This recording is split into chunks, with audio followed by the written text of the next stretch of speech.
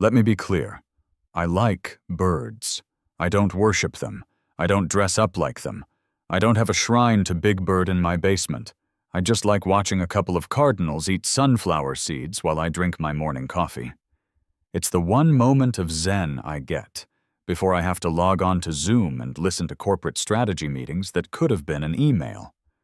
But according to Mrs. Higgins, the president of the Oak Creek Estates Homeowners Association, and a woman who I am convinced was sent to this earth to test the limits of the Geneva Convention, my 3 modest tube feeders and 1 suet cage constituted an unauthorized commercial aviary complex that threatened the property values of the entire tri-state area. She wanted a war? Fine. She fined me $700 for feeding the birds. So I decided to feed the neighborhood something else entirely. It started on a Tuesday. Tuesdays are garbage days in Oak Creek, which meant the streets were lined with uniform beige bins, all standing exactly 6 inches from the curb, handles facing the house, lids fully closed. If your lid was open more than 2 inches, fine. If your bin was 7 inches from the curb, warning letter. If you put your bin out before 6:00 p.m. on Monday, public execution. Okay, maybe not execution, but a passive-aggressive post on the community Facebook page, which feels pretty similar. I was sitting on my back deck, clutching a mug of dark roast, watching Red. That's the male cardinal. I'm not creative with names. Landing on the feeder I'd hung from the maple tree. He was a good bird. He didn't make noise. He just cracked seeds and looked majestic. "Morning, Red," I muttered. "Don't let the squirrels get the good stuff." The morning sun was hitting the dew on the grass, and for a fleeting second, I forgot that I lived in a neighborhood governed by a totalitarian regime of retirees with too much time on their hands. Then I heard the sound. Clip-clop, clip-clop. It wasn't a horse. It was Mrs. Higgins's sensible orthopedic heels hitting the pavement on the other side of my privacy fence. I stiffened. Every homeowner in Oak Creek knew that sound. It was the sound of impending doom. I stayed perfectly still, employing the T-Rex strategy. If I didn't move, maybe she wouldn't see me. Through the slats in the fence, I saw flashes of her neon pink windbreaker. She was walking that terrifying little poodle of hers. Princess, a dog that looked less like a canine and more like a used Q-tip with teeth. I heard the distinctive swish of a tape measure extending. 74 degrees, I heard her mutter to herself. Grass height, 2.8 inches, acceptable, but bordering on negligent. She was measuring my neighbor's lawn. I let out a breath I didn't know I was holding. She moved on. Or so I thought. A few hours later, I was inside working. I'm a remote software engineer, which means I spend my day writing code and pretending my camera is broken so I don't have to put on a collared shirt. The doorbell rang. It wasn't the friendly ding-dong of a friend. It was the sharp, authoritative double buzz of the postal service requiring a signature. I walked to the door. Our mailman, Steve, looked sympathetic. Steve was a good guy. He hated the HOA almost as much as we did because Higgins once reported him to the Postmaster General for walking across a lawn instead of using the paved walkway. "Certified mail, Jack," Steve said, holding out the green card. He didn't look me in the eye. "It's from the management company." My stomach dropped. What did I do, Steve? Did I leave the hose uncoiled? Is my mailbox leaning 3 degrees to the left? Steve sighed, handing me the pen. "I don't know, man, but it feels thick. Thick usually means expensive."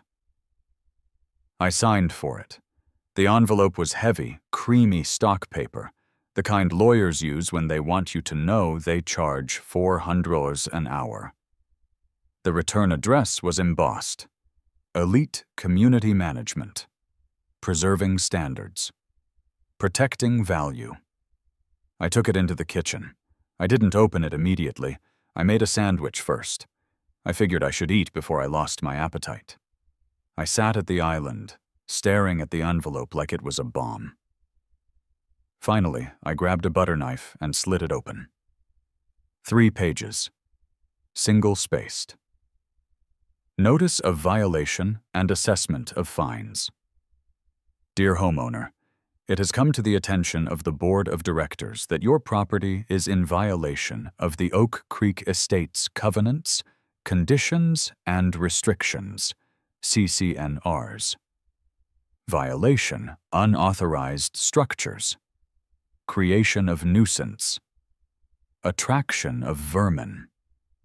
Description, the installation of excessive bird-feeding apparatuses, 4 units, in the rear yard.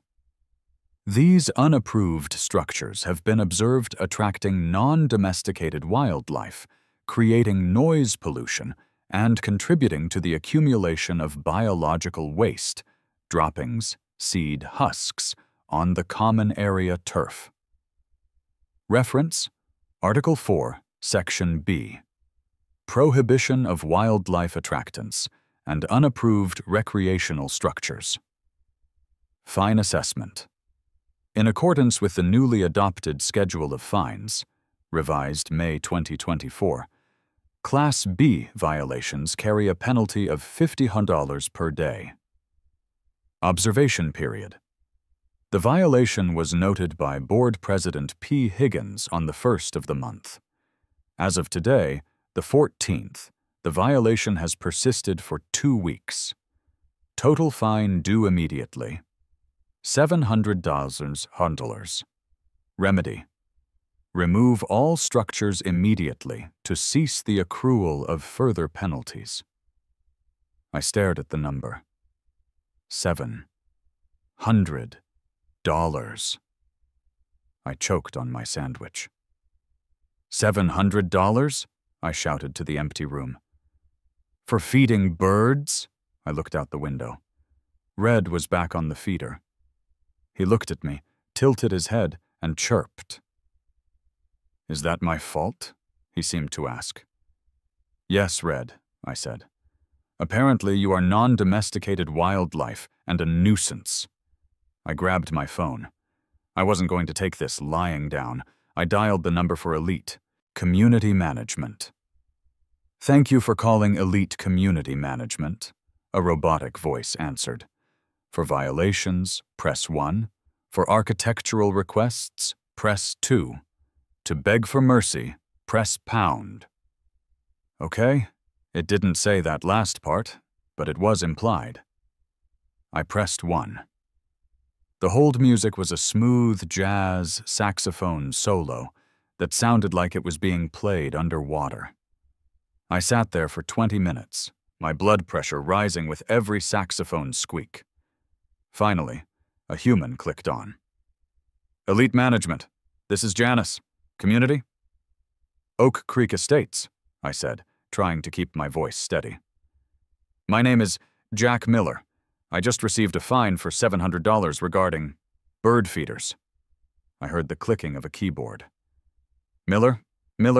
Ah, yes. Unit 402, the bird feeder incident.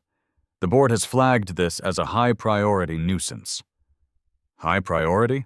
I laughed, a dry, humorless sound.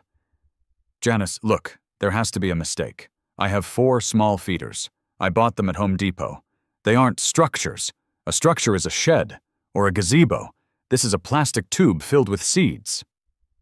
Sir, Janice said, her voice dripping with the boredom of someone who has had this conversation 1,000 times. According to the CCNRs, any addition to the exterior of the home or lot that is not original to the build is considered a structure. Did you submit an architectural review request form, an ARC-1, before hanging the feeders? Did I submit a form to hang a bird feeder? I asked. Are you serious?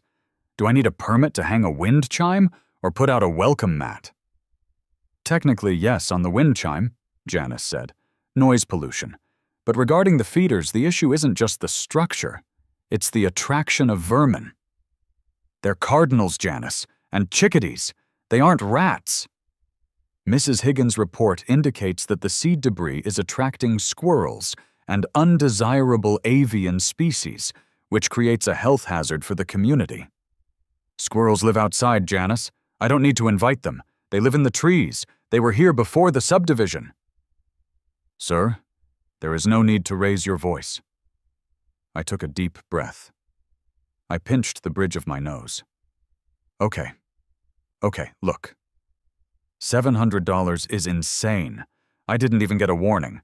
Usually you get a cure notice, right? A warning to take them down before the fines start? Ah, Janice said. Excellent question. The board voted last month to bypass cure notices for health and safety violations. Since this involves potential vermin, it falls under immediate enforcement. So, let me get this straight. Mrs. Higgins watched my house for 2 weeks, racking up a $50 a day tab without telling me, just so she could hit me with a $700 bill? I cannot speculate on the board's observation methods, Janice said, sounding like she absolutely could speculate, but chose not to. The fine stands. You have 30 days to pay, or a lien will be placed on the property. Have a magical day. Click. I stared at the phone. A lien. On my house. Because of birdseed. I walked out to the backyard. I looked at the feeders. They were innocent. They brought color and life to a backyard that was otherwise just a square of monoculture sod, surrounded by a beige vinyl fence. I felt a surge of pure, unadulterated pettiness rising in my chest. It was a cold, hard feeling. I wasn't going to yell at Mrs. Higgins.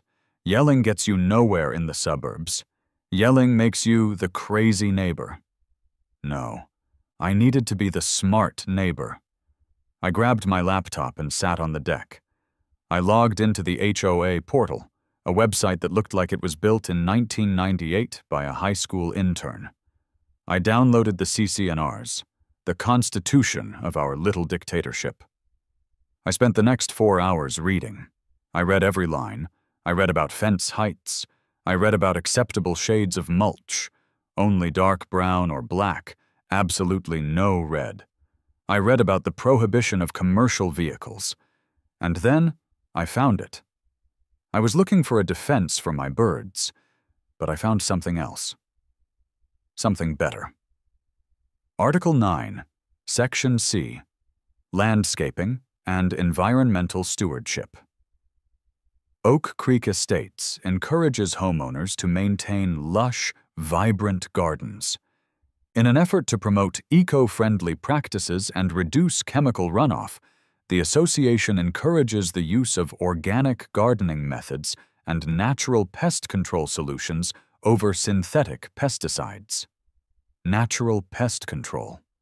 I looked over the fence toward the common area, specifically toward the area directly behind Mrs. Higgins' house. Mrs. Higgins prided herself on her roses.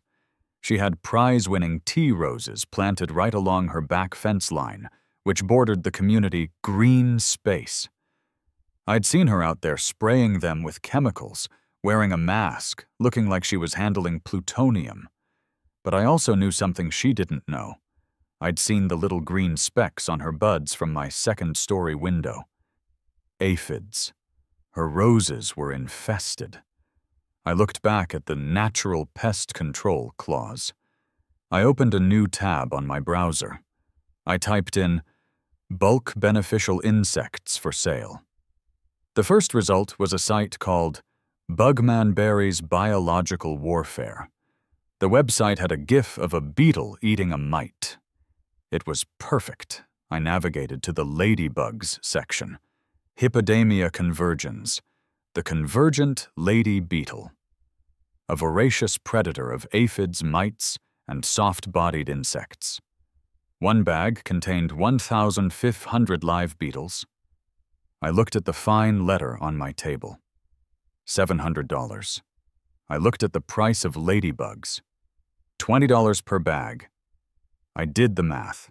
For the price of my fine, I could buy a lot of bugs.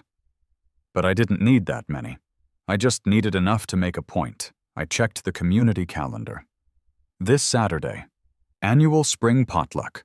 Location, the Common Green, behind Unit 401, Mrs. Higgins's house. Time, 12:00 p.m., 3:00 p.m.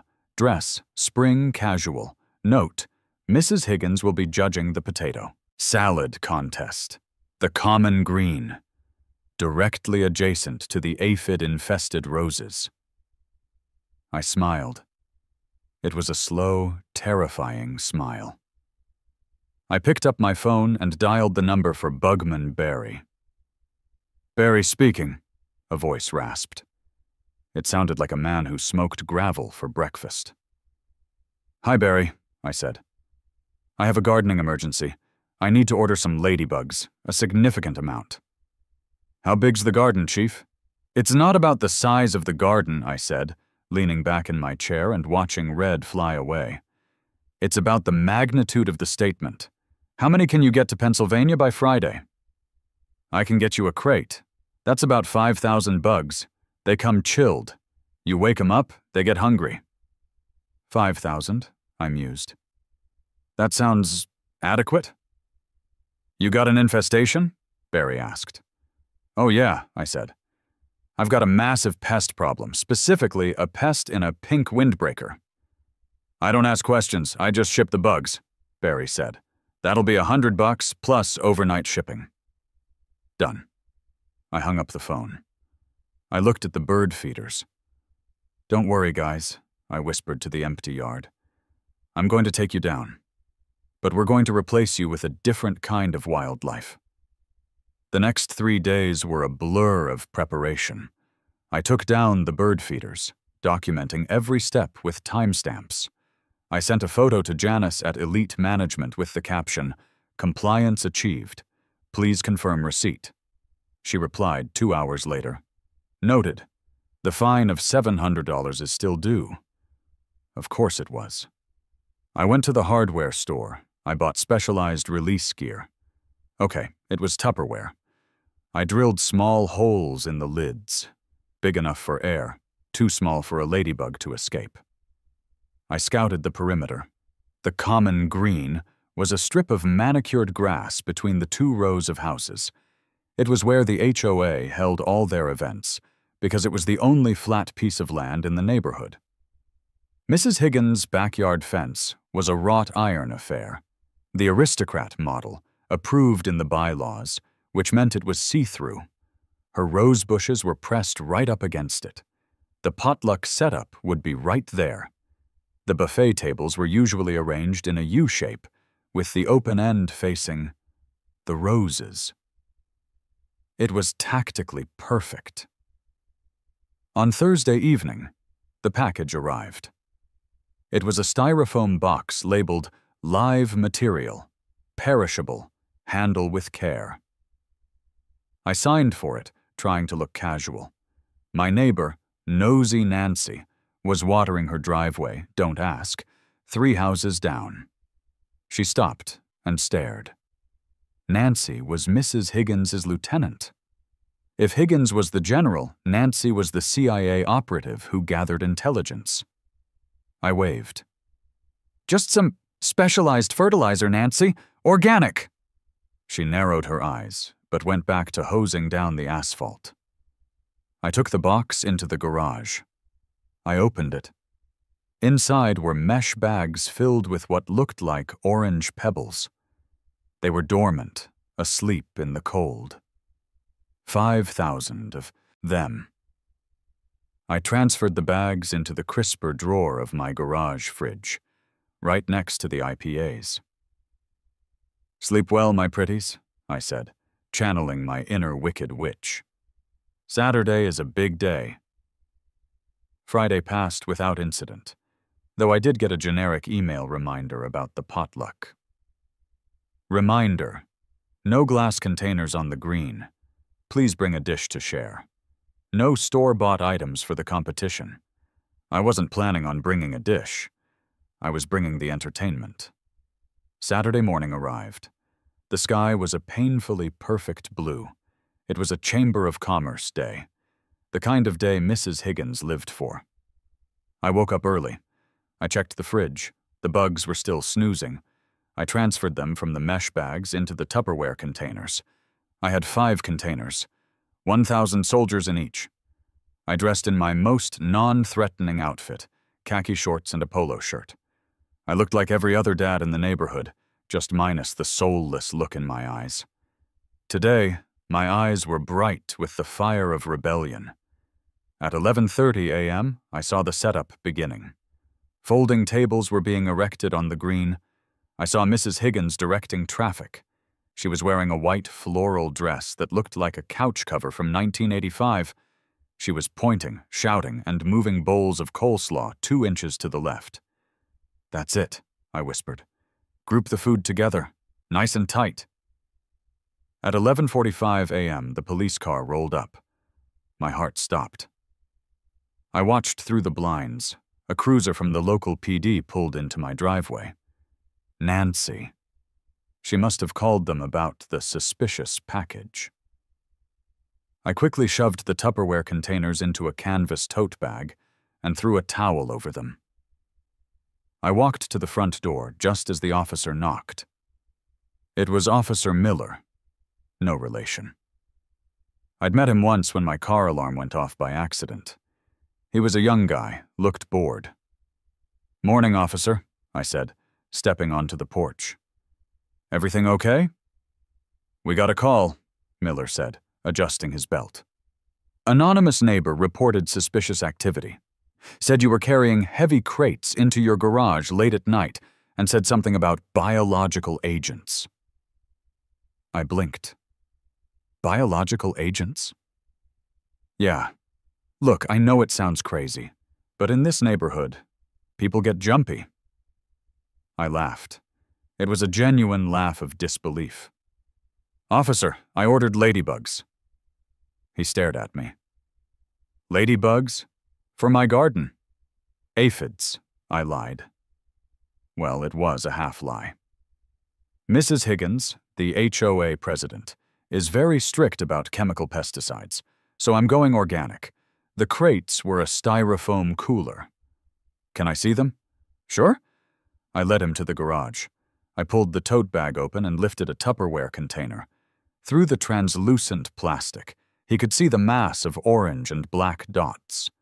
They were starting to wake up in the warmth, crawling over each other. "Whoa," Miller said. "That's a lot of bugs."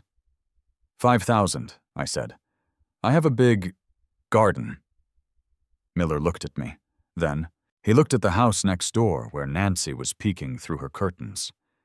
Then he looked down the street where Mrs. Higgins was setting up the potluck. A slow grin spread across his face. "You know," Miller said, "my aunt lives in a place with an HOA. They fined her for having a wreath up in January." "Sounds about right," I said. "Is there a law against releasing ladybugs?" he asked rhetorically. "Not that I know of. They're beneficial insects, native species." Miller nodded. "Well, sorry to disturb you, sir. Make sure you handle your biological agents with care." "I will, officer. Just going to release them near the property line. Let nature take its course." "Have a good day, Jack." "You too, officer." He got back in his car. I waved at Nancy's window. She snapped the curtain shut. The coast was clear. I checked my watch. 12:15 p.m. The potluck was in full swing. I could hear the murmur of conversation and the clinking of plastic forks. I grabbed the tote bag. "All right, boys," I whispered to the Tupperware. "It's show time." I walked through my house to the back sliding glass door. I stepped out onto the deck. The air smelled of barbecue sauce and expensive perfume. I walked down the steps into my yard. I headed straight for the back fence, the one that separated my property from the common green. Through the slats, I could see them. About 50 neighbors were milling around. The buffet table was loaded. Potato salad, macaroni salad, fried chicken, fruit punch in a big glass bowl. And right there, holding court at the head of the table, was Mrs. Higgins. She was laughing, a high-pitched, fake laugh. She was holding a paper plate loaded with deviled eggs. "Oh, the birds?" I heard her say. Yes, I had to put a stop to it. Filthy creatures. Jack needs to learn that rules are there for a reason. I stood just inside my fence line. I was technically on my property. "Hey, everyone!" I called out. The conversation stopped. 50 heads turned. Mrs. Higgins's smile faltered. "Jack," she said, her voice icy, "I didn't think you'd show your face. Did you come to pay your fine?" "Actually," I said, smiling brightly, "I came to comply with Article 9, Section C, promoting eco-friendly gardening and natural pest control." "I noticed your roses were looking a little peaky, Mrs. Higgins. Aphids are a nasty business." "My roses are fine," she snapped. "Go back inside, Jack. This is a private event for members in good standing." "Oh, I'm just doing some gardening," I said. "On my own property. Just releasing some beneficial insects. Don't mind me." I reached into the bag. I pulled out the first Tupperware. I popped the lid. The ladybugs had been warming up in the bag for 20 minutes. They were awake. They were hungry. And they were agitated. I shook the container into the air, flicking my wrist to get them airborne. "Fly, my pretties," I muttered. A cloud of orange specks erupted from the container. Then I opened the second one and the third. Within 30 seconds, I had released 5,000 ladybugs into the air. Now, here's the thing about ladybugs. When you release them, they don't just stay on the bush you put them on. They fly. They seek warmth. They seek moisture. They seek bright colors. Like the bright yellow of the potato salad. Like the bright red of the fruit punch. Like the white floral print of Mrs. Higgins's dress. The swarm lifted on the gentle breeze. The wind was blowing south. Directly toward the buffet, it started with a single scream. "Ooh, there's a beetle in my coleslaw," someone yelled. Then, chaos. The cloud descended. It wasn't a plague of locusts, but to the residents of Oak Creek, it might as well have been. Ladybugs landed everywhere. They landed on faces. They landed in hair. They landed in the deviled eggs, turning them into speckled eggs. "Oh my God!" Mrs. Higgins shrieked. She swatted at the air. "What is happening?" "They're everywhere!" Nosy Nancy yelled, dropping her plate of brownies. I stood by my fence, leaning casually against a post, watching the scene unfold. It was beautiful. It was art. A ladybug landed on Mrs. Higgins's glasses. She flailed, knocking the punch bowl over. Red punch splashed all over her white dress. "Get them off! Get them off!" she screamed, doing a frantic dance that looked like she was trying to stomp out a campfire. The neighbors were fleeing. People were running for their houses, abandoning the food. The common green was now the common red and orange. "Jack!" Higgins screamed, pointing a punch-stained finger at me. "You did this! You bioterrorist!" "I'm just gardening, Mrs. Higgins," I called back, my voice innocent. "They're just ladybugs. They're good luck." "This is assault," she yelled, brushing bugs out of her perm. "I'm calling the police." "Call them," I said. "I have the receipt. It's organic gardening. Article 9, Section C." She grabbed her phone, her hands shaking, ladybugs crawling on the screen. I popped the lid on the last container, just for good measure, and shook it out. "Bon appétit," I said. I turned around and walked back into my house. I locked the sliding door. I went to the kitchen, poured myself a fresh cup of coffee, and sat by the window to watch the show. The police arrived 10 minutes later. It was Officer Miller again. I saw him get out of the car. He walked up to the green, swatting a few stray bugs away from his face. Mrs. Higgins was hysterical, gesturing wildly at my house. Miller listened. He nodded. He looked at the bugs crawling on the abandoned potato salad. He looked at Mrs. Higgins' ruined dress. Then, he looked at my window. I raised my coffee mug in a toast. He didn't smile. He was professional. But I saw his shoulders shake. He was laughing. He said something to Mrs. Higgins, wrote something in his notebook, and then he left. He didn't come to my door. He didn't arrest me. Because what was he going to charge me with? Releasing gardening supplies on my own property during daylight hours? The potluck was over. The food was ruined. The neighbors had scattered. And Mrs. Higgins was left standing alone in the middle of the green, covered in punch and beetles, defeated by nature. I looked at the fine letter on my counter. $700. Best money I ever spent. The adrenaline crash after releasing 5,000 predatory beetles is a unique physical sensation. It's somewhere between the satisfaction of peeling the plastic off a new electronic device and the impending doom of realizing you just poked a sleeping grizzly bear with a sharp stick. I spent the rest of Saturday inside, blinds drawn, watching the fallout through the cracks in the shutters like a paranoid survivalist. The common green looked like a crime scene. Mrs. Higgins had evidently declared it a disaster zone. The ruined potato salad and punch-stained tablecloths sat there for hours, abandoning the buffet to the ants, and, of course, the ladybugs. Every now and then, I'd see a neighbor come out, wave their hands frantically in front of their face, and sprint to their car.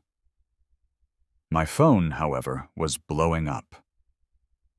Our neighborhood uses an app called Nextdoor, but the real action happens in the unofficial WhatsApp group called Oak Creek Chat. I wasn't an admin. Mrs. Higgins was, obviously, but I hadn't been kicked out yet. Ping. Karen from 304. Does anyone else have beetles in their bathroom? I found 3 on my loofah. Ping. Mike, the grill guy. Potluck ruined. Who brings bugs to a lunch? Honestly. Ping. Unknown number. Probably Steve. IDK, the potato salad was dry anyway. Bugs added protein. Ping. Mrs. Higgins, admin. This is an active investigation. Please cease communicating with the perpetrator in Unit 402. Legal action is pending. I took a screenshot. Legal action. I sat at my kitchen table, the silence of the house pressing in on me. The high of the victory was fading, replaced by the cold reality of suburban litigation. I knew how HOAs worked. They had deep pockets, funded by our own dues. They could drain my bank account with legal fees before we ever stepped foot in a courtroom. I needed a drink, and I needed a lawyer. Sunday morning broke with a deceptive calm. I walked out to get the newspaper. Yes, I still subscribe to a physical paper. I like the crossword, and scanned the front yard. A single ladybug was crawling on my mailbox flag. I saluted it. Good work, soldier. You think this is funny?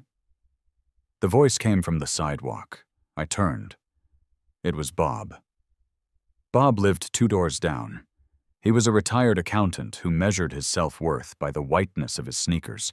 He was currently scrubbing his driveway with a toothbrush. Morning, Bob, I said. Think what is funny. My wife found a beetle in her purse, Jack, Bob said, standing up. He wasn't yelling, which was worse. He was using his disappointed father voice. She's terrified of insects. She locked herself in the guest room. It's a ladybug, Bob, I said, leaning on my mailbox. It signifies good luck. And besides, I was just treating the aphids. You know how Higgins feels about chemical runoff. Higgins is on the warpath, Bob said, lowering his voice. He looked left, then right. She called an emergency executive session last night, without the homeowners present. That's against the bylaws, strictly speaking, but she declared exigent circumstances. Exigent circumstances? I scoffed. It was a salad, Bob, not a hostage situation. She's talking about a special assessment, Bob whispered, to pay for a biohazard cleanup crew. She wants to build a whole neighborhood, then sue you to recoup the cost. My eyes narrowed. She wants to charge you guys for cleaning up nature? She hired Pest Be Gone. They're coming today. Sunday rates, Jack. Double time. Bob shook his head and went back to scrubbing his driveway. You poked the bear, Jack. Now we all get mauled. I went back inside, my blood boiling again. Special assessment. That was the magic word that turned neighbors into pitchfork-wielding mobs. If she slapped a $500 fee on every house to clean up my bugs, they wouldn't hate her. They'd hate me. It was a smart play. Evil, but smart. At 2 p.m., the vans arrived. Not one, but 3 massive trucks from Pest Be Gone. Men in full hazmat suits, actual yellow suits with respirators, piled out. It was theater. Pure theater. Ladybugs are harmless. You can sweep them up with a broom. You don't need a hazmat team. I stood on my porch and filmed it. Hey, I yelled at one of the guys in the suits. What are you spraying? The guy lifted his mask. He looked sweaty and confused. Just high-pressure water, mostly. And some peppermint oil. Ladybugs don't like mint. How much are you charging for this? Buddy, I just hold the hose. But Sunday call out for a level 4 infestation? Boss probably quoted him $5,000 minimum. $5,000 to spray water and peppermint oil. Mrs. Higgins was standing on her porch, arms crossed, directing the operation like she was Napoleon at Austerlitz. She saw me filming. She didn't flinch. She just pointed at me, then pointed at the cleanup crew, effectively telling the neighborhood, "He is costing you money." I needed to act fast. I went inside and called my brother-in-law, Dave. Dave isn't a lawyer. Dave is a contractor, but Dave knows lawyers. And more importantly, Dave knows how to deal with people who try to screw you over with fines. "Dave," I said when he picked up, "I need the name of that shark you used when the city tried to condemn your shed." "You mean Saul?" Dave asked. "His name isn't actually Saul, it's Morton, but we call him Saul because he's colorful." "Is he expensive?" "He charges by the hour, but he accepts payment in spite. What did you do?" I explained the bird feeders. The fine, the ladybugs, the hazmat suits. Dave laughed for a solid 45 seconds. "Oh, that's beautiful. But you're screwed if you don't control the narrative. Higgins is building a case for endangerment and destruction of common property. You need to hit her with fiduciary negligence." Fiduciary what? Negligence. She's spending community funds on unnecessary services, the hazmat guys, to settle a personal vendetta. That's a misappropriation of HOA dues. If you can prove the bugs were harmless and the cleanup was overkill, you can claim she's wasting the neighborhood's money. Neighbors hate bugs, Jack, but they hate wasting money way more. "Dave," I said, "I could kiss you." "Don't. Just get me Morton's number." Monday morning, I didn't work. I took a mental health day, which in this case meant a gathering evidence to destroy my enemy day. I printed out the receipt for the ladybugs, $100. I printed out the specification sheet for hippodamia convergens, harmless to humans, beneficial to plants. I printed out the invoices for standard pest control services. Average cost, $150. I printed out a screenshot of the special assessment email that had just hit everyone's inbox. $200 per household for emergency remediation. Then, I put on a suit. I walked to the center of the neighborhood. I didn't go to Higgins' house. I went to the community bulletin board by the mailboxes. I stapled a single flyer to the corkboard. Attention homeowners. Why are you paying $200 for peppermint water? The infestation was harmless ladybugs. Actual cleanup cost, $0. Nature does it. HOA President Higgins spent $5,000 of your money on a Sunday hazmat crew. This is fiduciary negligence. Town hall meeting, my driveway, tonight. 7:00 p.m. Jack, the bird feeder guy. I took a picture of the flyer and posted it to the next door group before Higgins could delete it. Then I waited. The response was immediate. Ping. Mike, the grill guy. $5,000? Is that true? Ping. Karen. I don't have $200 for bugs. I thought she said it was a health hazard. Ping. Bob. Jack, are you sure about these numbers? I replied to the group. Come to my driveway at 7. I have the receipts. At 6:45 p.m., a police cruiser rolled by slowly. It was Officer Miller again. He slowed down, looked at the gathering crowd in my driveway, gave me a subtle nod, and kept driving. He wasn't there to stop it. He was there to make sure no one got punched. At 7:00 p.m., there were 30 people in my driveway. Some were holding the $200 bill in their hands. They looked angry. I stood on the tailgate of my pickup truck so everyone could see me. Thanks for coming, I said. I'll keep this short. I like birds. Mrs. Higgins hates birds. She fined me. I released ladybugs to eat the aphids on her roses. Was it petty? Yes. Was it dangerous? No. My wife is still traumatized, Bob shouted from the back. And I apologize to your wife, Bob, I said. But ask yourself this. Is her trauma worth the $5,000 Mrs. Higgins paid Pest Be Gone yesterday? Money that came out of the reserve fund? Money that is now being billed to you? Murmurs went through the crowd. I called Pest Be Gone this morning, I continued, holding up a piece of paper.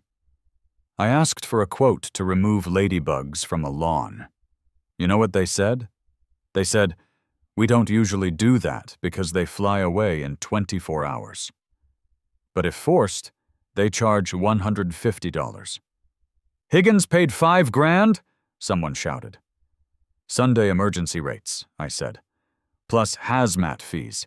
She ordered the premium package to make a scene, to make me look like a terrorist. She spent your money to win an argument against me. The mood in the driveway shifted. It wasn't about the bugs anymore. It was about the wallet. So what do we do? Mike asked. We already got the bill. We call a vote of no confidence, I said. Article 5, Section D. If 51% of homeowners sign a petition, we can dissolve the current board and hold emergency elections. Who's going to run the board then? Karen asked. Nobody wants that job. It's a nightmare. I took a deep breath. I didn't want to do this. I really didn't. But I was in too deep. I will, I lied. I'll run as interim president. My platform is simple. No fines for bird feeders, no fines for leaving your bin out an hour late, and definitely no $5,000 bills for water fights. There was silence. Then a slow clapping started. It was Steve, the mailman, who wasn't even a resident but had stopped his personal car to watch. Then Bob clapped, then the rest of them. Where do we sign? Mike asked. I pulled a clipboard out of my truck. Right here. We got 40 signatures in 20 minutes. I was feeling good. I was feeling like a revolutionary leader. I was George Washington, if Washington had weaponized insects. Then my phone rang. It was a number I didn't recognize. This is Jack, I answered, stepping off the tailgate. Mr. Miller, a crisp, dry voice said. This is Arthur P. Worthington, legal counsel for the Oak Creek Estates Homeowners Association, and personal attorney to Mrs. Patricia Higgins. "Arthur," I said, "I was wondering when you'd call. Did you get an invite to the driveway party? We're having chips." "I am calling to inform you that you have been served with a temporary restraining order, effective immediately," Worthington said. "You are to cease and desist all harassment of board members, including the distribution of libelous flyers and the organization of unauthorized gatherings on private property that spills onto public easements." "It's my driveway, Arthur." "The crowd is spilling onto the sidewalk. That is common area. Mrs. Higgins feels threatened by your mob." "She should feel threatened," I said. "I have 40 signatures calling for her resignation."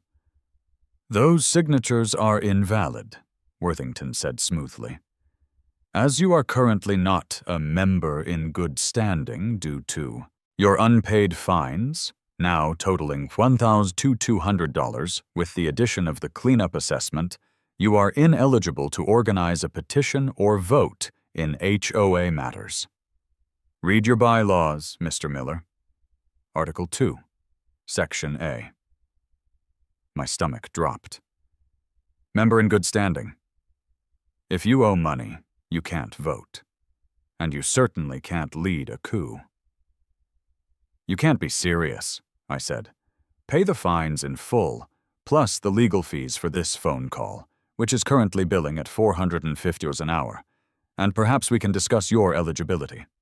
Until then, disperse the gathering, or we will have the police return to enforce the restraining order." Click. I lowered the phone. The crowd was looking at me. They were ready to storm the Bastille. They had pens in their hands. "What happened?" Bob asked. "Technicality," I said, my voice tight. "She says the signatures don't count because I haven't paid the fine." "So pay it," Mike said. "Then we vote her out." "It's $1,200, Mike, and I'm not paying her a dime on principle." "Well, if you don't pay, we can't vote," Bob pointed out. "And if we can't vote, we have to pay the $200 assessment." The crowd wavered. Principles are great, but paying $2,200 so your neighbor can lead a revolution is a big ask. "I'll handle it," I said, trying to project confidence I didn't feel. "Just hold on to your anger. Give me 24 hours. The crowd dispersed slowly. I stood alone in my driveway again. I had 24 hours to find a loophole in a document written by Satan himself. I went back inside and called Morton. "Saul." "She played the good standing card," I told him. "Classic," Morton croaked. "Oldest trick in the book. She creates the fine, you refuse to pay. She strips your rights because you didn't pay. It's a circular firing squad." "How do I break it?" "You pay it," Morton said. "What? No, I hired you to tell me how not to pay it." "You pay it under protest," Morton explained. "You write a check. In the memo line, you write, 'Paid under duress, pending litigation.' That restores your good standing immediately. You get your voting rights back. You execute the coup. You vote her out. Then, as the new president, you void the fines and refund yourself." I blinked. "I can do that?"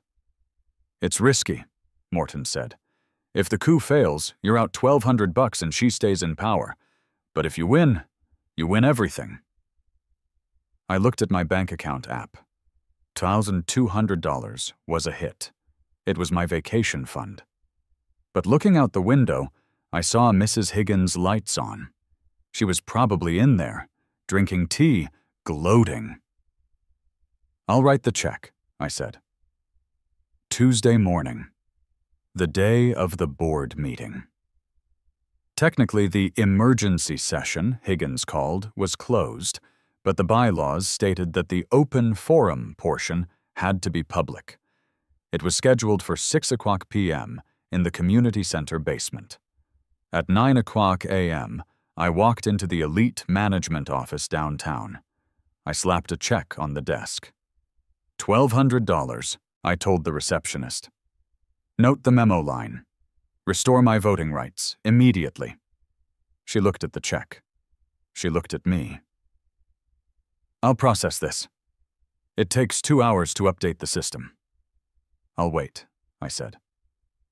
I sat in the lobby and stared at her until noon. At 12:01 p.m., my phone buzzed. An automated email from the HOA portal. Status update. Member good standing restored. I smiled. I was back in the game. I spent the afternoon rallying the troops. I texted Bob, Mike, Karen, and everyone else. We're on. Tonight. 6 p.m.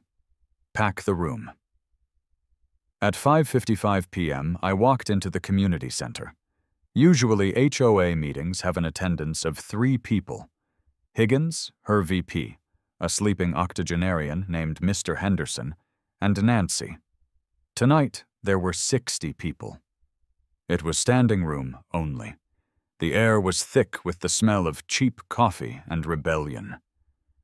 Mrs. Higgins sat at the plastic folding table at the front. When she saw the crowd, her eyes widened. When she saw me, her lips pursed so tight they practically disappeared. She banged her little wooden gavel. "Order!" she shrieked. "This meeting is called to order! I see many of you are here. I must remind you that this is a business meeting, not a circus." "We're here for the open forum," Mike shouted. "Open forum is at the end of the agenda," Higgins yelled back. "First, we must discuss old business, the incident on Saturday." She glared at me.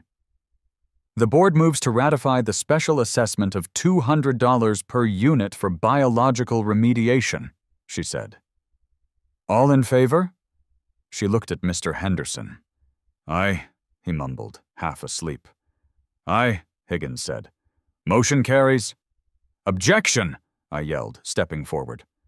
"You have no standing," Higgins snapped. "Sit down, Mr. Miller, or I will have you removed for disruption." "Actually," I said, pulling up the email on my phone and holding it up, "I am a member in good standing. I paid your extortion money this morning, which means I have the floor." The room went quiet. Higgins went pale. She hadn't checked the system. "And," I continued, turning to the crowd, "I have a petition here, signed by 52 homeowners. That represents 58% of the association. We are calling for an immediate recall of the current board president on the grounds of fiduciary negligence and misappropriation of funds." "You can't do that." Higgins stood up, knocking her chair over. "You need notice. You need—" Article 5, Section D, I recited. "A recall petition can be presented at any open meeting. If a quorum is present, a vote must be held immediately." I looked at the room. "I think we have a quorum." "This is an ambush!" Higgins screamed. This is bullying!" "No, Patricia," I said, dropping the formal Mrs. Higgins. "Bullying is fining a man $700 for feeding birds. Bullying is charging your neighbors $5,000 to hose down a sidewalk. This is democracy." "I demand a recess," Higgins yelled. She grabbed her gavel. "I second. The motion for a recall vote," Bob shouted from the back. "All in favor of removing Mrs. Higgins as president?" I asked the room. 50 hands shot up. "Nay," Higgins whispered. "Nay, I veto this." "You can't veto a recall," I said. "You're out, Patricia. Step away from the gavel." It was the most satisfying moment of my life. She stood there, trembling. Her face turned a color that matched the Ladybugs. She looked at her loyal VP, Mr. Henderson. "Frank!" she hissed. "Do something!" Frank Henderson opened one eye. He looked at the angry mob. He looked at me. He looked at Higgins. "I abstain," Frank said, and went back to sleep. Higgins let out a sound that was half scream, half sob. She grabbed her purse. She grabbed her gavel, clutching it to her chest like a security blanket, and stormed out of the side door. The room erupted. People were cheering. Mike was high-fiving Bob. I stood at the front of the room. I had won. The tyrant was toppled. But as the noise died down, 50 pairs of eyes turned to me. "So," Karen said, "you're the president now, Jack." "Interim," I corrected. "Just until we find someone else." "Great," Bob said. "So about that fence permit I was denied in 2019. "And the color of my shutters," Mike added. "And the parking rules," someone else shouted. I looked at them. They weren't an angry mob anymore. They were constituents. Needy, demanding constituents. I realized, with a sinking feeling, that I hadn't just defeated the dragon. I had become the dragon slayer, who was now expected to manage the dragon's horde. I looked at the empty chair where Higgins had sat. "Meeting adjourned," I said quickly, and banged my hand on the table. I walked out into the cool night air. I needed to go home. I needed to refill my bird feeders. But as I walked back toward my house, I saw a car parked in front of my driveway. It was a black sedan. A man in a suit got out. He didn't look like a neighbor. He looked official. "Jack Miller?" he asked. "Yeah?" "I'm from the Department of Agriculture," he said, flashing a badge. "We received a report about the unauthorized release of a regulated biological agent, specifically 5,000 Hippodamia convergents across state lines without a proper transport permit." My heart stopped. "Higgins," I whispered. She didn't just call the cops. She called the feds. "Is this going to be a problem?" I asked. The agent sighed. "Technically, yes. You see, while ladybugs are legal, releasing them in commercial quantities in a residential zone requires an environmental impact statement." "It was a potluck," I said, "not a commercial operation." "Tell that to the 5,000 beetles," the agent said. "We're going to need to inspect your property, and I'm afraid there's a fine." I started to laugh. I couldn't help it. It was a manic, hysterical laugh. "Of course there is," I said. "How much?" $500. I looked at the sky. "Only 500? I'll write you a check. But you have to wait in line behind the lawyer." The war wasn't over. It had just moved to a new front. And I had 5,000 witnesses that were currently eating aphids in Mrs. Higgins' garden. The morning after you accidentally overthrow a dictator is weirdly quiet. You expect parades. You expect confetti. Instead, you get a hangover and an email from the Department of Agriculture titled Notice of Penalty Assessment, Biological Mishandling, Case number 4922B. I sat at my kitchen table, staring at the $500 fine. The Dragon Slayer high had worn off, replaced by the crushing realization that I was now the dragon. I was the interim president of the Oak Creek Estates HOA. I was the man in charge. I looked out the window. My bird feeders were back up. Red the Cardinal was there, cracking a sunflower seed with an air of entitlement. "Enjoy it while it lasts, buddy," I muttered. "We might be bankrupt by Tuesday." At 9:00 a.m., my phone rang. It wasn't the ag agent. It was Janice from Elite Community Management. "Good morning, Mr. President," she said. Her voice had changed. It wasn't the robotic drone she used for residents. It was the sycophantic, terrified tone reserved for the person who signed the checks. "Don't call me that, Janice," I said, rubbing my temples. "Just call me Jack, or the guy who regrets everything." "We need to schedule the transition meeting," Janice said. Mrs. Higgins dropped off the official records this morning. She seemed upset. Upset how? Did she cry? She threw the box through our mail slot, Jack. It's a very small slot. She had to shred most of the documents to make them fit. Awesome, I sighed. I'll be there in 20 minutes. The office of Elite Community Management smelled like toner and despair. Janice led me into the conference room.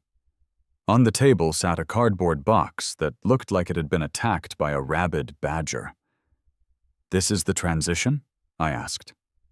"This is what she gave us," Janice confirmed, "and she left this note." She handed me a piece of scented stationery. It smelled like lavender and vengeance. To the usurper, heavy is the head that wears the crown, especially when the crown is broke. Good luck paying the landscapers. P.H. What does she mean, broke? I asked Janice. Janice looked uncomfortable. She started typing on her laptop and, "Well, that's what I wanted to talk to you about. Now that you're president, you have access to the full financials, not just the summaries we send to the residents." She turned the screen toward me. I looked at the numbers. Operating account, 450 cents. Reserve account, $1,200. I blinked. $12? Janice, where is the money? We have 200 homes paying $150 a month. That's 30 grand a month in revenue. Where is it? Well, Janice said, scrolling down. Consulting fees. Consulting fees? Mrs. Higgins hired a community aesthetic consultant last year to advise on color palettes and flower choices. Let me guess, I said, a cold feeling settling in my gut. Who is the consultant? Janice clicked a file. A company called Pristine Vistas LLC. And who owns Pristine Vistas? Janice hesitated. It's registered to a Mr. Arnold Higgins. Her husband, I whispered. She paid her husband our money to pick out flowers? Technically, Janice said, it was approved by the board, which was her and Mr. Henderson, who was asleep. How much, Janice? Over the last 18 months? About $150,000. I sat back in the chair. The room spun slightly. This wasn't just petty tyranny. This was embezzlement. This was a crime.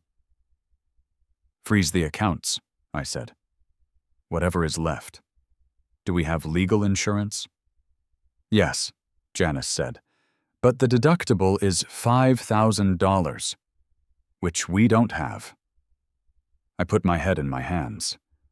I had led a coup to save $700, and I had inherited a $150,000 crime scene. Okay, I said, standing up. Janice, print everything. Every invoice from Pristine Vistas. I'm going to need them. What are you going to do? I'm going to visit the Department of Agriculture, I said. I have a $500 fine to pay, and I think I might need to make a new friend.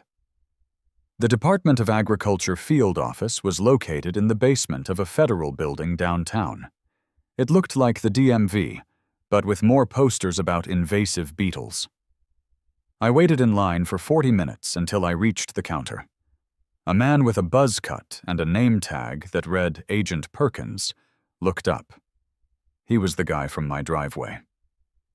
Mr. Miller, Perkins said, not smiling. Here to pay the penalty? I am, I said, sliding a personal check across the counter. But I also have a question, a hypothetical one. We don't do hypotheticals, sir. We do pest control. Okay, a specific one, I said. If someone were to use community funds, HOA dues, to pay for a hazmat cleanup of a native species, claiming it was a biological hazard to justify the cost, would the Department of Agriculture have an opinion on that? Perkins paused. He looked at the check. He looked at me. Are you telling me that the cleanup cruise were paid for with HOA money? $5,000, I said. For peppermint water. Perkins frowned. That implies she classified hypodamia convergens as a biohazard. That's a falsification of an environmental threat assessment. Is that a crime? It's a federal misdemeanor to misrepresent a biological agent to procure emergency services, Perkins said. His eyes gleamed. Bureaucrats love rules, and they hate people who misuse their rules.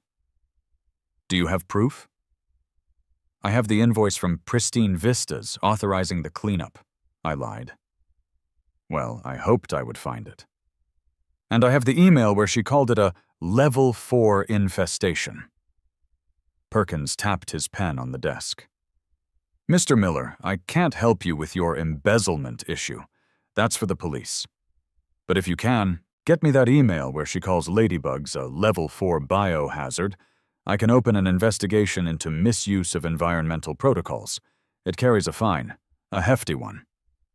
Heftier than $500? Try $10,000, Perkins said. I'll get you that email, I said. I walked out of the federal building feeling slightly better.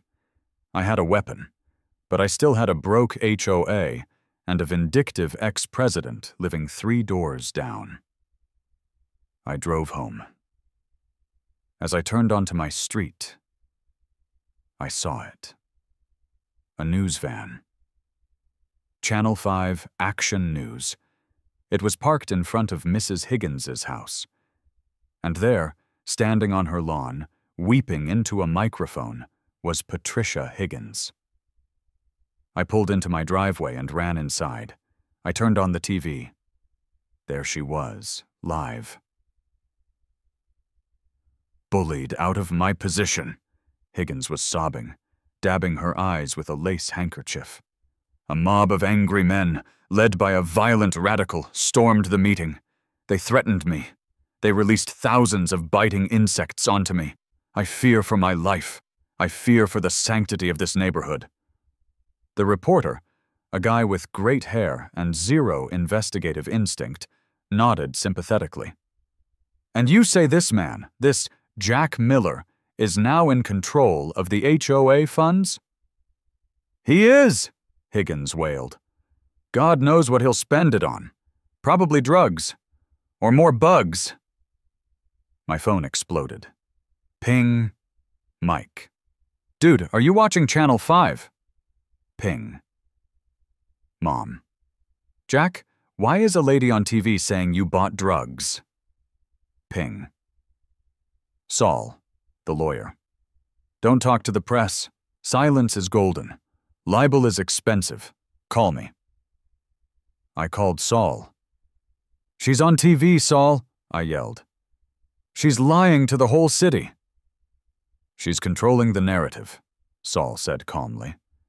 She's setting up a hostile environment suit.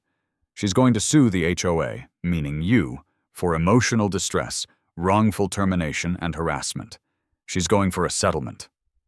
We don't have any money to settle. She stole it all. Does she know you know that? I paused. I don't think so. I just found out an hour ago. Good, Saul said. Keep it that way. If she sues, we enter discovery. If we enter discovery, we get to subpoena her bank records. If we get her bank records, we find the husband's consulting firm. And then, Jack, we don't just win, we put her in jail. So, I have to let her sue me? You have to provoke her, Saul said. Make her think she has the upper hand. Make her file the suit. Once it's filed, it's a matter of public record. Then we drop the hammer. How do I provoke her? You're the president now, Saul said, his voice taking on a wicked glee. Enforce the rules, strictly. I hung up. I looked out the window at Mrs. Higgins, who was wrapping up her interview. She looked triumphant. She thought she had won the PR war.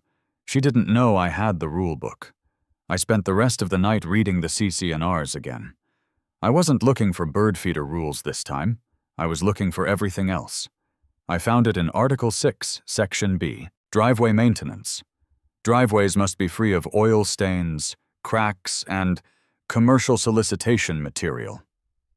And Article 3, Section A, noise ordinances. No amplified sound devices permitted between 8 o'clock a.m. and 10 o'clock p.m. without a permit. The news van, the microphone. I grabbed my clipboard. I grabbed a tape measure. I put on my best HOA president face. I walked down the street. The news crew was packing up, but Higgins was still on the lawn, chatting with the reporter. "Excuse me," I said, walking up to them. Higgins recoiled like I was a leper.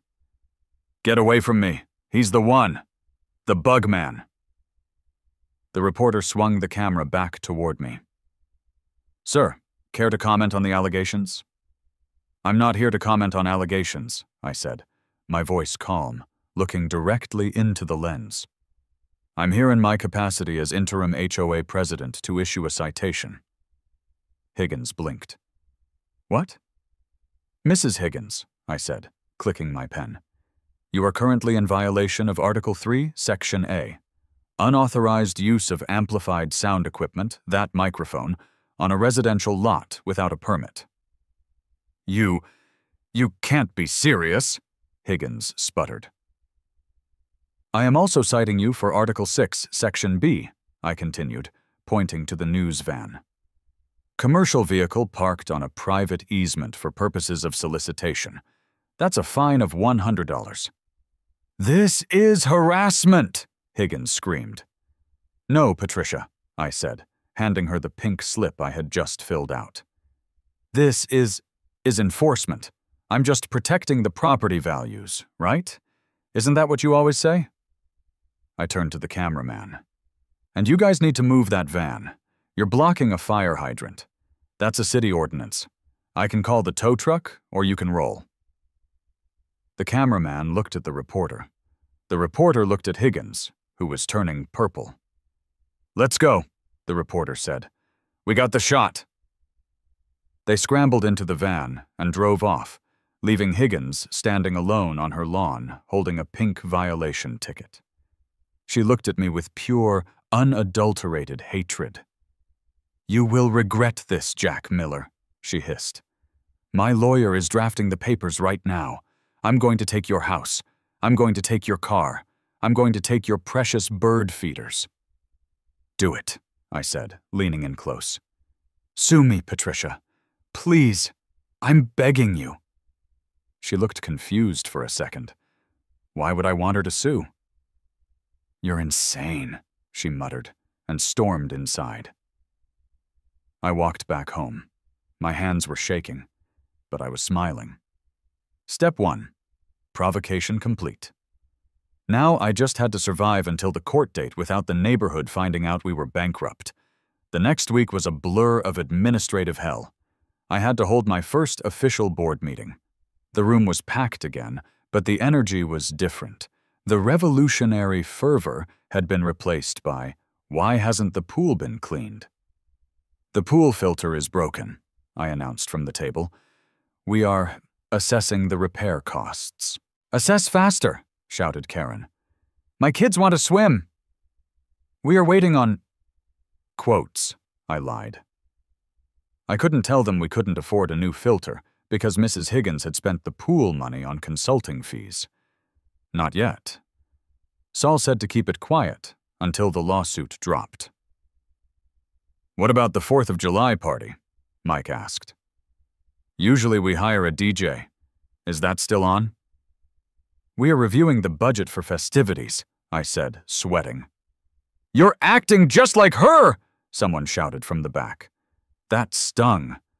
"I am trying to be fiscally responsible," I yelled back. "Unlike the previous administration." "Excuses," shouted Bob. I banged the gavel. It broke. The head flew off and hit the wall.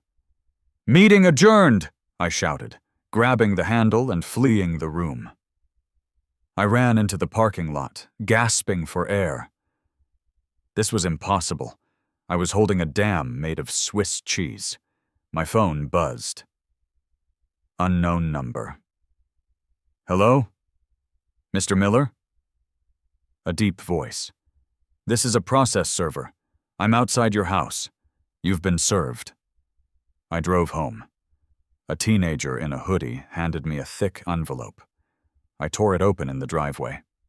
Superior Court of Pennsylvania. Patricia Higgins versus Oak Creek Estates, HOA, and Jack Miller, individually. Causes of action. Wrongful removal from office. Intentional infliction of emotional distress. Assault. Via insect. Defamation damages. Sought. $2,000. $2 million. She had done it. She had taken the bait. I ran inside and scanned the document to Saul. She filed. I texted. Saul replied 3 minutes later. Got it. It's glorious. She claims the Ladybugs caused her permanent psychological scarring and social alienation. She also claims lost wages from her role as president. Lost wages? I typed back. The president role is unpaid. Exactly, Saul replied. If she claims lost wages, she implies she was being paid. She just opened the door to her own financials. I'm filing the subpoena for her bank records tomorrow morning. Game on. I felt a surge of hope. We had her. But then I turned the page of the lawsuit. Plaintiff's Exhibit A, Affidavit of Barry the Bugman Weiss. I froze. I read the affidavit. I, Barry Weiss, owner of Bugman Berries, certify that Mr. Jack Miller contacted me on May 12th requesting warriors to deal with a pest in a pink windbreaker. He specifically requested an aggressive species of beetle. My blood ran cold. Barry, the traitor. She must have gotten to him. She must have threatened him or paid him off. Aggressive species? I shouted. They're ladybugs. They eat aphids. But in a court of law, warriors and pest in a pink windbreaker sounded like premeditated assault. I called Saul back. She has the Bugman, I said, my voice shaking. She has a sworn statement saying I asked for warriors to attack her. There was a long silence on the line. Okay, Saul said. That complicates things. If she can prove malicious intent, the insurance won't cover your defense. You'll be on the hook personally. Personally? If the jury thinks you weaponized nature, Jack, you could lose your house. I looked around my living room. I looked at the picture of my dog, who lives with my parents, but still. I looked at my bird watching binoculars. I need to fix this, I said. I need to talk to Barry. Do not talk to the witness, Saul yelled. That is witness tampering. I'm not going to tamper with him, I said, grabbing my keys. I'm going to buy some mulch. And if we happen to chat, we happen to chat. Jack, if you go there, wear a wire, Saul said. No, wait, don't wear a wire. Pennsylvania is a two-party consent state. Just, for God's sake, don't threaten him. I won't threaten him, I said. I'm going to appeal to his love of the insect kingdom. Bugman Berries was located in a strip mall next to a vape shop and a karate dojo. The windows were covered in pictures of spiders. I walked in. The bell chimed. The air smelled of potting soil and crickets. Barry was behind the counter, feeding a mealworm to a gecko. He looked up. When he saw me, he flinched. You, he said. Barry, I said. We need to talk. I got nothing to say to you, man, Barry said, backing up. That lady, she's scary. She came in here with a lawyer. They told me I was an accessory to eco-terrorism if I didn't sign that paper. Eco-terrorism? I laughed. Barry, you sell ladybugs. Since when is gardening terrorism? She said you used them to swarm a public gathering, Barry said. She showed me the video, the screaming, the punch bowl. It looked chaotic.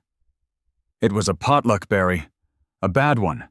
Look, you know ladybugs aren't dangerous. You know I didn't ask for killer beetles. I asked for aphid eaters. You said you had a pest in a pink windbreaker, Barry reminded me. That was a metaphor, a joke. Jokes don't look good on affidavits, Barry grunted. Look, man, I can't help you. I can't lose my license. I'm the only supplier of organic mantis eggs in the tri-state area. I looked at Barry. He was a man of principle, but fear had gotten to him. I needed to show him the bigger picture. Barry, I said. She didn't just sue me.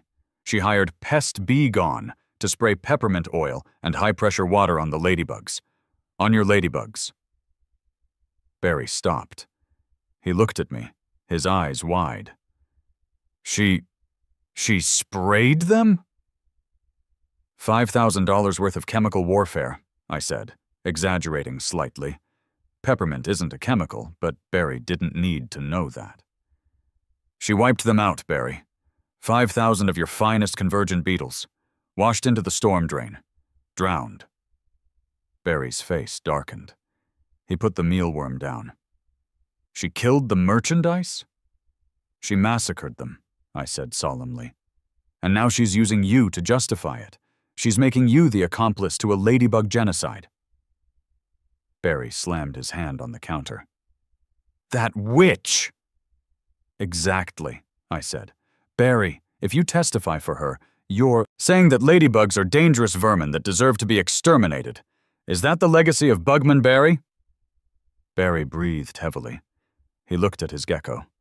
He looked at a poster of a praying mantis. No, Barry said. No, it ain't. Ladybugs are friends. Then retract the affidavit, I said. Tell the truth. Tell the court I bought them for aphids. And tell them that Mrs. Higgins is the real enemy of the insect world. Barry nodded slowly. I'll do it. I'll call her lawyer. I'll tell him to shove his affidavit up his, well, you know. Don't call her lawyer, I said. Call mine. I handed him Saul's card. And Barry, do you have the receipts? The ones showing I paid for organic gardening supplies? I keep everything, Barry said, tapping his temple. Carbon copies. Good man. I walked out of the shop. I had flipped the witness. I had saved the case. But as I got into my car, my phone buzzed. It was Janice. Jack, you need to come to the pool, now. Why? I texted back. Because the pump just exploded, she wrote. And the pool is turning green, and it's 90 degrees out. I rested my forehead on the steering wheel. One fire at a time, I told myself. One fire at a time. I drove to the pool. When I got there, it was worse than I thought. The water was a murky, algae-filled swamp. A crowd of angry parents in swimsuits was gathered by the gate. Fix it, someone yelled when they saw me. I looked at the pool. I looked at the crowd. I realized I had no money to fix it. I had to make a choice. Tell them the truth and risk a riot, or lie and buy time. I looked at the green water. We're converting it to a natural swimming pond, I blurted out. The crowd went silent. A what? Karen asked. A natural bio-pool, I improvised, channeling my inner Higgins. Chemicals are bad for the skin. Chlorine is outdated. We are introducing algae for health. They stared at me. Is he serious? Mike asked Bob. I read about that in Goop, one mom said uncertainly. It's supposed to be good for exfoliation. Exactly, I said, seizing the lifeline. Exfoliation. It's a spa treatment. No extra charge. It was the stupidest lie I had ever told. But it worked. For now. Okay, Mike said, shrugging. I guess I'll try it. He jumped into the green sludge. "Mike, no," I whispered, but it was too late. Mike surfaced, spitting out green water. "Tastes like kale," he yelled. The crowd murmured appreciatively. I backed away slowly. I had bought maybe 24 hours before Mike got an ear infection and sued me, too. I needed to find Higgins' money, and fast. I dialed Saul. "I got Barry," I said. "Now, get me those bank records. I need to find the gold before the villagers burn down my castle." "Working on it," Saul said. "But Jack, watch your back. Higgins isn't done. I just got a notification. She's filing a motion to freeze your assets until the trial." "Let her try," I said. "I'm fighting for the birds, Saul. And the birds always win." I looked up. Red the cardinal was sitting on the pool fence, looking at the green water. He chirped. "Don't drink that, Red," I said. "It's a spa treatment. You know you've reached a low point in your life when you are hiding behind your own curtains to avoid a neighbor named Mike the Grill Guy because you accidentally gave him a swamp-based ear infection. It had been 3 days since I declared the algae-choked community pool a natural bio-spa. The lie had held for exactly 48 hours. Then the itching started. I watched from my living room window as Mike walked up my driveway. He was wearing a bandage over his left ear. He looked like a wounded soldier returning from a very lame war. He rang the doorbell. I didn't answer. He rang it again. Then he texted me. "Ping." "Mike. I know you're in there, Jack. My ear is leaking green fluid. My doctor says I have pond scum otitis. Open the door." I opened the door. "Hey, Mike," I said, forcing a smile. "How's the detox going?" Mike pointed to his ear. "It's not a detox, Jack. It's a fungus. The doctor asked if I'd been swimming in a stagnant bayou. I told him, no, just the HOA pool. He laughed, Jack. He laughed at me." "I'm sorry, Mike," I said, dropping the act. "The pump is broken. Higgins spent the repair money on consultants. I panicked." Mike sighed. He was a simple man. He just wanted to grill meats and swim in chlorinated water. "Is that true? She spent the pool money." "She spent everything, Mike. We're broke. I'm trying to find where it went so I can fix your ear and the pool. But until then, stay out of the water." Mike nodded slowly. "You have until the 4th of July, Jack. If I can't do a cannonball by Independence Day, I'm joining her lawsuit." He walked away, clutching his ear. I closed the door and leaned against it. The pressure was mounting. The 4th of July was 2 weeks away. If I didn't solve the case of the missing money by then, I was going to be tarred and feathered by a mob of itchy suburbanites. My phone rang. It was Saul. "Jack," Saul barked. "I have good news and bad news. Which do you want?" "Bad news," I said. "I'm already in a mood." "The bad news is that Higgins' lawyer, Arthur Worthington, has expedited the deposition. They want you in the chair tomorrow morning. They smell blood. They think you're crumbling under the pressure of the bioterrorism narrative." "I am crumbling, Saul. Mike has a fungus." "Ignore the fungus. Focus on the good news." "Please tell me the good news is that she dropped dead." "Better," Saul said. "We got the bank records, and we found the invoices for Pristine Vistas LLC." My heart skipped a beat. And it's sloppy, Jack. It's so sloppy, it's insulting. The LLC is registered to a P.O. box in Delaware, but the checks were deposited into an account at First National Bank of Oak Creek. The signatory on the account, Arnold. Higgins. "We knew that," I said. "Her husband." "Yes, but here's the kicker," Saul continued, his voice dropping to a conspiratorial whisper. "The invoices aren't just for consulting. There are line items for physical assets. Construction of grand entrance signage, $45,000. Installation of rare botanical specimens, $30,000. Perimeter security fencing upgrade, $25,000. I frowned. Saul, I walk past the entrance sign every day. It hasn't changed in 10 years. It's just a brick wall with the words Oak Creek on it. Exactly, Saul said. If they build the HOA for $45,000 to build a sign that was already there, that's not just embezzlement. That's fraud. That's creating false documents. But we need proof. We need to prove that the work wasn't done. You want me to audit the neighborhood, I said. I want you to be Sherlock Holmes, Saul said. Take pictures. Get samples. If they claim they installed rare botanical specimens, I want to know if those trees are actually rare, or if they're just privet hedges from Lowe's. Bring me the evidence before the deposition tomorrow at 10:00 a.m. If we catch her lying under oath about the improvements, the lawsuit vanishes and she goes to prison. I'm on it, I said. I needed a partner. I couldn't do this alone. I needed someone who knew about construction, materials, and cynicism. I called Bob. Bob was the guy who measured his driveway with a toothbrush. He was detail-oriented to a fault. He was perfect. Bob, I said when he answered, I need your help. We're going on a treasure hunt. I'm busy, Bob said. I'm writing a letter to the board about the green pool.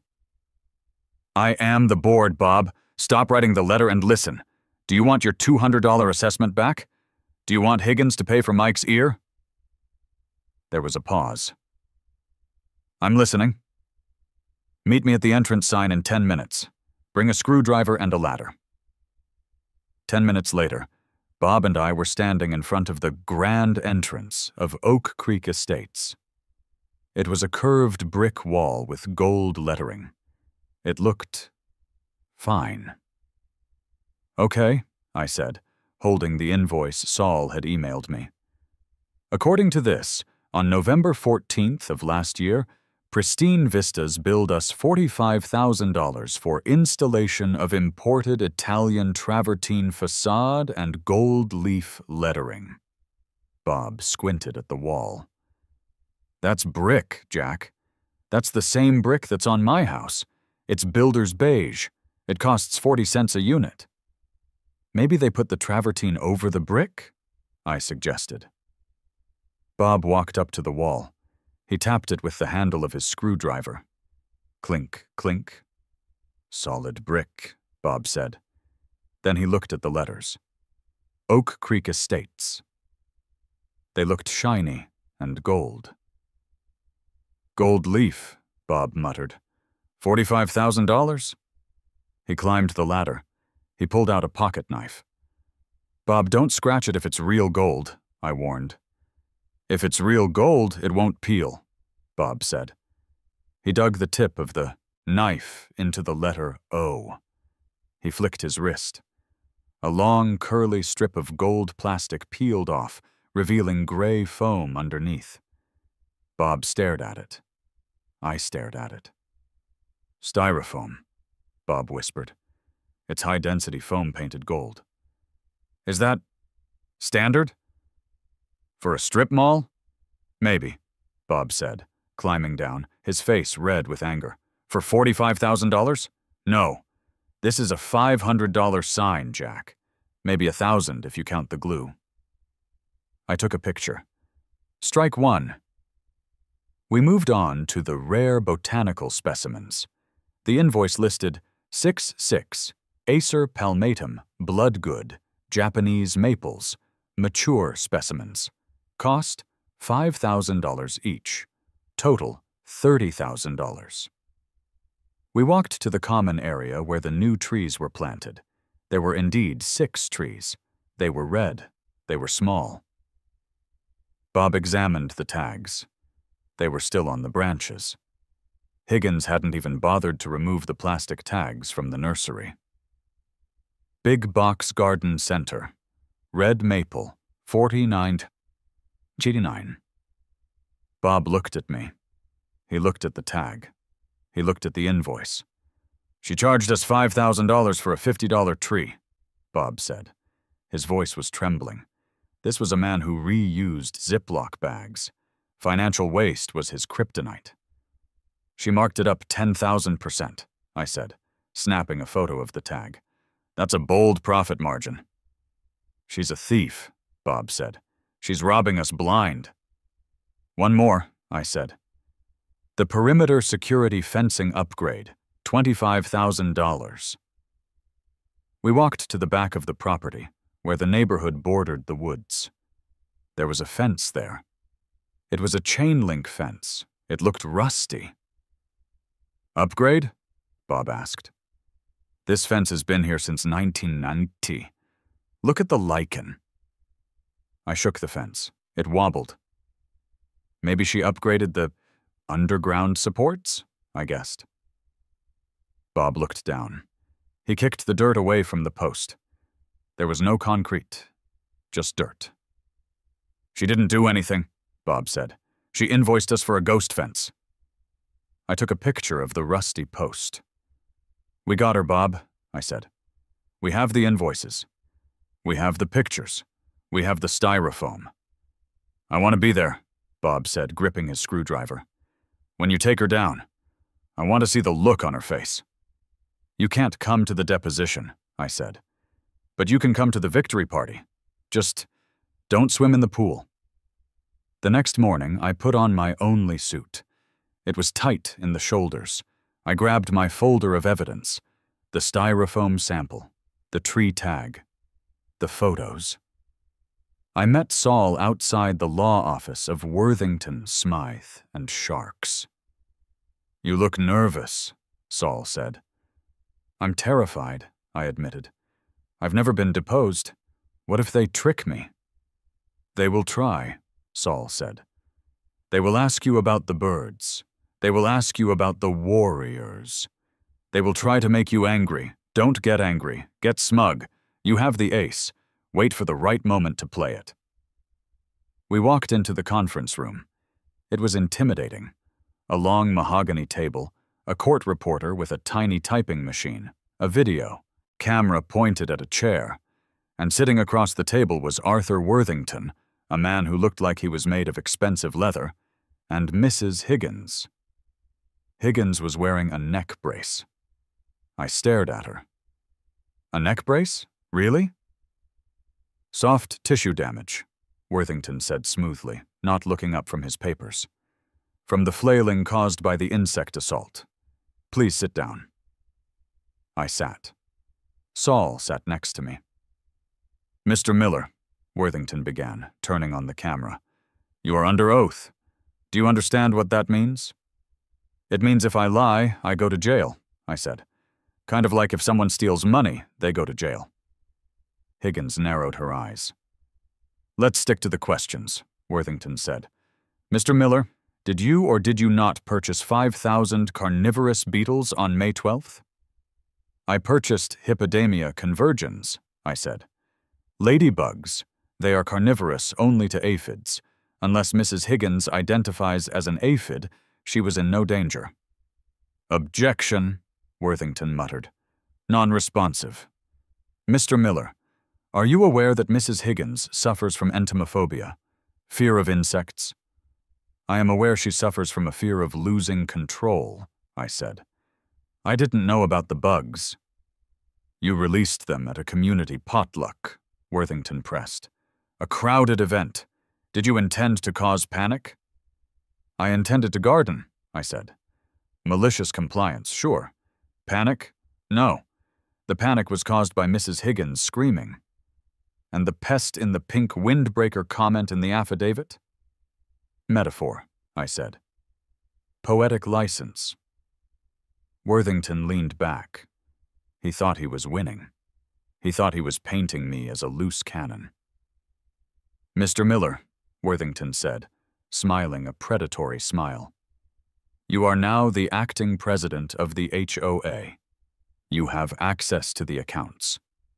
Isn't it true that your revolution was motivated by a desire to control the finances? To wipe away your own fines? No, I said. Then why did you take over? Why humiliate a woman who has served this community for 10 years? Served? I laughed. I looked at Saul. Saul nodded. Now. I took over because I wanted to feed birds, I said, opening my folder. But since taking office, I've found some interesting things about how Mrs. Higgins served the community.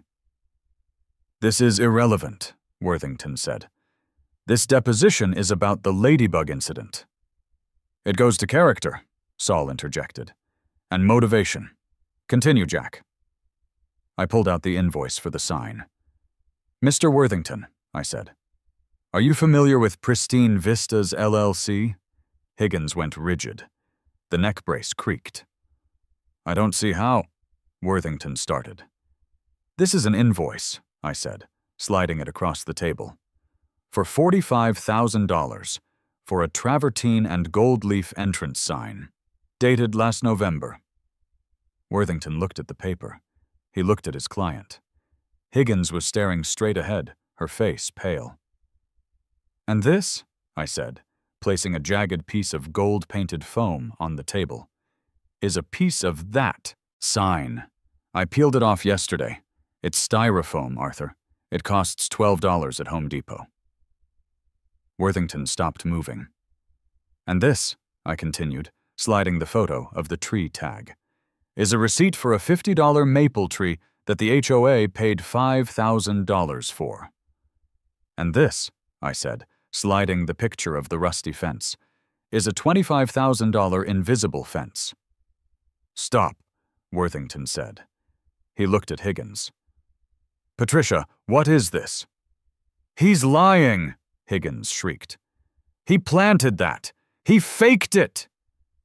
The checks are signed by your husband, Patricia, I said gently. We have the bank records. We know the money went into your joint account.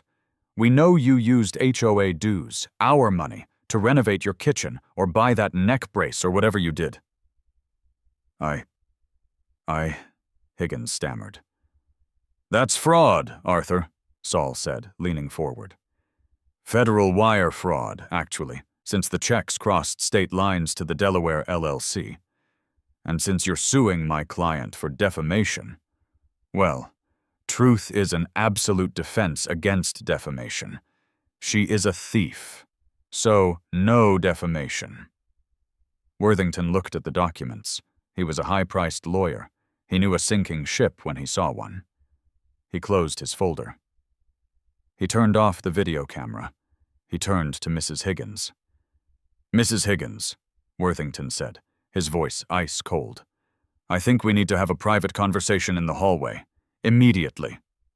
But Arthur! Now! Worthington barked. They left the room. I sat back in my chair. I let out a long breath. Did we win? I asked Saul. We didn't just win, Saul said, grinning. We just nuked them from orbit. Worthington isn't going to let her continue the suit.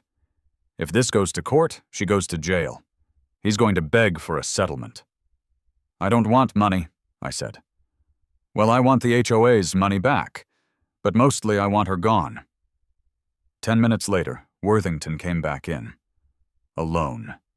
He looked tired. Mr. Miller, he said, my client is prepared to drop the lawsuit, with prejudice, meaning she can never file it again. And? Saul asked. And she will resign from the board permanently. She will sell her house and move out of Oak Creek Estates within 60 days. And the money? I asked. The $150,000? Worthington winced. That might be complicated. The funds are largely depleted. Depleted? I asked. Spent on what? Gambling, Worthington sighed. Apparently, Mr. Higgins has a problem with online poker. I stared at him. Our pool money. My bird feeder fine. All of it gone to a virtual poker table. She has equity in the house, Saul said sharply. When she sells, the HOA gets paid first. Before the mortgage, before her. We want a lien on the property for the full amount plus legal fees. Worthington nodded. We can agree to that. Good, I said. And one more thing. Worthington looked at me warily. Yes? I want a public apology, I said. On the Nextdoor app. And I want her to admit that Ladybugs are not terrorists. Worthington rubbed his eyes. I'll draft it. We walked out of the office. The sun was shining. The air smelled sweet. You did it, Jack, Saul said. You slew the dragon. Yeah, I said. But the kingdom is still broke until that house sells. Details, Saul waved his hand. Go home. Feed your birds. I drove home. I pulled into the driveway. The neighborhood was quiet. No police, no news vans. I walked to the backyard. I filled the bird feeder. Red fluttered down immediately. We won, Red, I whispered. She's moving. I went inside and opened a beer. I was just about to relax when my phone buzzed. Ping. Elite Management Portal. Urgent alert. I groaned. What now? I opened the app. Alert. Water main break reported at the community pool. Basement of the clubhouse is flooding. Electrical system compromised. I stared at the phone. The pool again. I hadn't fixed the pump. And now, apparently, the pipes had burst. I grabbed my keys. The dragon was dead. But the castle was crumbling. I drove to the clubhouse. Water was pouring out from under the door. Mike was there. He was standing in the puddle, wearing flip-flops. Hey, Jack, Mike said, pointing at the flood. Is this part of the spa treatment too? A hydrotherapy feature? No, Mike, I said, defeated. This is just Monday. I waded toward the shutoff valve. I was the president. This was my mess now. And somewhere, in a casino in the cloud, Mr. Higgins was folding a bad hand with my money.